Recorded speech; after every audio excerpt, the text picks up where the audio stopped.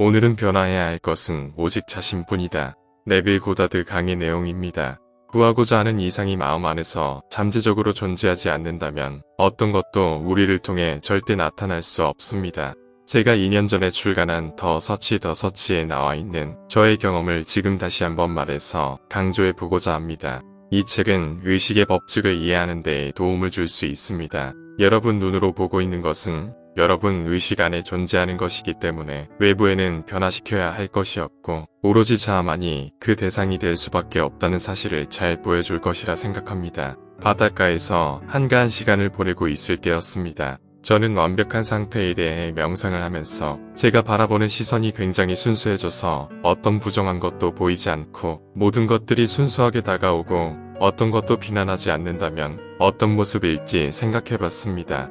이 생각을 강렬하게 해서 그 속에 푹 빠지게 되었을 때 제가 감각이라는 어두운 것들 위로 고양되어 있는 것을 발견했습니다. 몸이 공기가 되어 있는 것 같은 느낌이 들 정도로 느낌은 강렬했습니다. 그때 죽음과 싸워 이긴 승리자들의 찬양 소리와 함께 천국의 합창 소리와 같은 음성이 들려왔습니다. 그는 일어났다. 그는 일어났다. 그리고 직관적으로 그들이 나를 두고 하는 말이라는 것을 알았습니다. 그런 후에 제가 밤길을 걷는 듯 보였습니다. 그리고 곧 눈먼 자, 졸린 발이, 죽어가는 자 등 병이 깊은 많은 사람들이 모여있는 고대의 베데스다 연못과 같은 장면이 눈앞에 펼쳐졌습니다. 그런데 그들은 전통처럼 물이 흔들리는 때를 기다리는 것이 아니라 저를 기다리고 있었습니다. 그들에게 다가가자 제가 어떤 생각이나 노력을 하지 않았는데도 차례대로 아름다움의 마법사가 마법을 부리는 것처럼 그들이 변해갔습니다. 완벽함이 제 안에서부터 솟아나는 것처럼 느껴졌는데 그것과 조화를 이루어 그들의 눈, 손, 발등, 그들에게 없던 부분들이 눈에 보이지 않는 저장고로부터 나와서는 그들을 완벽하게 만들어 나갔습니다. 모든 것들이 완벽하게 되었을 때 합창 소리가 뻗어나갔습니다. 끝이 났다.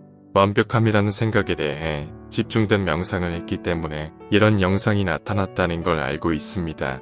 마음속으로 완벽함을 응시하는 것은 바라보고 있는 완벽한 상태와 저를 계속해서 하나로 만들어냈기 때문에 그런 영상이 저에게 나타났던 것입니다. 저는 완벽한 생각들에 완전히 흡수되어 잠시 동안 마음속에서 응시한 것과 하나 된 존재가 되었습니다. 그 순간 나와 하나가 된 고귀한 목적들이 그와 같은 부류의 것들을 끌어당겨서 저의 내부의 마음이 비추는 것과 같은 영상들을 창조했습니다. 우리와 하나가 된 이상은 연상작용으로 수천 가지의 분위기를 깨워서 그 생각이 중심이 된 드라마를 만들어냅니다. 이런 신비한 경험을 통해 우리가 추구하고 있는 완벽함이라는 것은 우리 자아에 대한 변형 외에는 방법이 없다는 사실을 확신하게 되었습니다. 우리 자아를 변형시키는 것에 성공했을 때 이 세상은 눈앞에서 마법처럼 녹아버립니다. 그리고는 우리의 변형된 모습이 비추고 있는 것에 맞추어 세상은 스스로를 다시 형성합니다. 신의 섭리 안에서는 어떤 것도 잃는 것이 없습니다. 사물들이 그것의 본연의 생명을 가지고 있는 세상에서 내려올 때만을 제외하고는 우리는 어떤 것도 잃을 수 없습니다. 죽음 안에서 변화를 시키는 힘이란 존재하지 않습니다. 우리가 어디에 있든지 마음속의 영상과 마음속의 느낌을 강렬하게 가짐으로써 우리는 주변에 세상을 만들고 있습니다. 자아에 대해 지니고 있는 관념의 좌우에서 우리의 삶을 빛나게 할 수도 있고 어둡게 할 수도 있습니다. 자기 자신에 대한 관념 외에 중요한 것은 없습니다. 그리고 우리 내부에 차원적으로 더 위대한 차, 디멘셔널리 크리에이터 원인, 깊은 곳의 관념도 마찬가지입니다. 우리를 돕거나 방해하는 사람들은 그들이 돕거나 방해하고 있다는 사실을 알든 모르든 우리의 마음에 맞춰 세상을 만들어가고 있는 법칙에 종속된 자들입니다. 자아에 대한 관념들은 그 목적을 달성하기 위해서 물질적인 매개체를 쓰긴 하지만 우리를 자유롭게 하거나 속박 속에 가두는 것은 우리 자아에 대한 관념입니다. 마음의 상태가 비추는 대로 외부 세계가 만들어지고 있는 것이 삶이라면 완벽함이 나타나기 위해서는 우리 자아를 변형시키는 길밖에 없습니다. 외부에서 도움을 구하지 마십시오. 우리가 눈을 들어서 우러러보고 있는 산도 나의 내부에 존재하는 것입니다. 그래서 모든 현상들을 설명할 수 있는 유일한 실체이자 유일한 기초로서 우리가 시선을 향해야 하는 곳은 우리 자신의 의식입니다. 자신 안에 지니고 있는 것만을 외부 세계에 가져다주는 이 법칙의 정의에 완벽하게 기대해야 합니다. 우리 자아에 대한 관념을 바꾸지 않고 세상을 바꾸려 하는 것은 자연의 섭리의 정면으로 충돌하는 것입니다. 내부의 변화가 일어나기 전까지 외부는 변화하지 않습니다. 내부에서와 같이 외부에서도 as within, so without. 제가 여러분에게 물질적인 방법과 규정을 통해서 원하는 것을 얻으려 하기보다는 원하는 모습이 이미 되어 있는 것처럼 상상해야 하고 정신적으로 위대한 환경 속에서 살라고 말했을 때 그 말들은 현실에 무관심한 인생관을 가지라는 것은 아닙니다. 의식을 변화시키지 않고 어떤 일을 하려 한다면 겉에 보이는 문제만을 다루는 무익한 짓일 뿐입니다. 아무리 외부적으로 애쓰고 노력해봤자 자신의 자아관념이 규정하고 있는 것만을 받게 됩니다. 주변에 일어나는 일들에 반응하고 있다는 것은 우리 존재의 법칙에 대항하는 것이고 운명의 지배자가 되는 길에 대항하는 것입니다. 내 삶의 환경들은 존재의 차원적으로 더 넓은 창고에서 영혼이란 것에 의해 만들어지고 있다고 말할 수밖에 없습니다.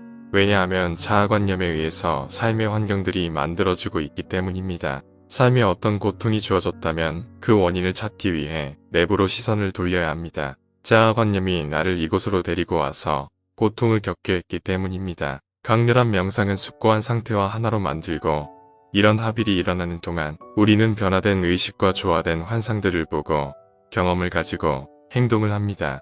이것은 의식의 변화가 환경과 행동의 변화를 초래할 것이라는 것을 우리에게 보여줍니다. 폭력적인 감정은 마음의 구조를 쉽사리 바꾸어 버리게 하는 아주 강한 힘을 지니고 있다는 것을 모든 전쟁이 증명합니다. 모든 커다란 투쟁이 쓸고 간 자리에는 그 투쟁이 표면적으로 내걸었던 이상은 사라지고 물질주의와 탐욕만이 남게 됩니다. 전쟁은 징후를 깨워 이상적인 차원으로부터 투쟁이 일어나는 차원까지 의식이 하강하는 것을 촉진하기 때문에 전쟁이 이상을 삼켜버리고 탐욕만을 만들게 하는 것은 피할 수가 없습니다. 우리가 증오의 감정을 가지려 했을 때 쉽게 증오의 수준까지 내려갈 수 있었던 것처럼 우리는 또한 이상적인 감정을 가지려 한다면 쉽게 이상적인 감정까지 올라설 수 있습니다. 사랑과 증오는 마법 같은 변화의 힘을 지니고 있습니다. 사랑이나 증오의 감정을 가지면 우리는 마음속에 응시하고 있는 것과 비슷한 모습으로 변해갑니다. 증오라는 감정의 마음을 모으면 우리가 적으로 생각했던 것들의 성격을 우리 안에 만들어냅니다. 어떤 상태든지 관심을 기울이지 않으면 사라지기 때문에 벗어나고 싶은 상태에 대해 직접적인 공격을 하기보다는 보잘것없는 것들에게 아름다움을, 슬픔의 기쁨을 마음 안에 그려서 불쾌한 상태를 씻어내는 것이 최선입니다. 왜냐하면 우리는 우리와 함께하고 있는 것들과 비슷한 모습으로 변화되기에 그렇습니다. 외부에서 변화시킬 사람은 없고 오로지 자신의 자아만이 그 변화의 대상입니다. 자아를 변형시키는 데에 성공한다면 현재의 세상은 분해되어 버렸다가 변형된 자아가 말하고 있는 것에 맞추어 다시 형태를 취합니다. 자, 이제 침묵 속으로 들어가겠습니다. 상상하지 않으면 변하는 건 없습니다. 구독과 좋아요는 큰 힘이 됩니다. 감사합니다.